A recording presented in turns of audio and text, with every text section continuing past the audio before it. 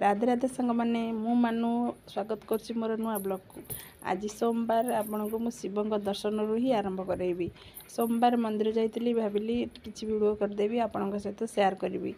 तो बहुत भल मोर पूजाटी सरीगला। आपण भी बहुत देखु भगवान का दर्शन भी करनी। तो आज मु मंदिर तो एमती सोमवार सबुदिन जाए, तो किंतु आज गोटे स्पेशल सोमवारटा मोर जोटा कि बहुत खुशी आ गोटे दुख भी रही। तो दुखटा भगवान बारे प्रार्थना कले कि बहुत जल्दी दूर हो जाऊ, खुशीटी द्विगुणा हो जाऊ।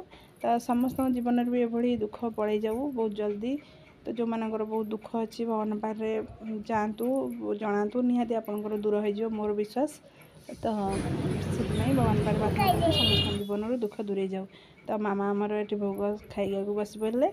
तो भोग खाई आम घर को आसलु। बाटर आसला बेले माताजी आज प्रस्थान आज हूँ नवरात्रि चालू होगा आज।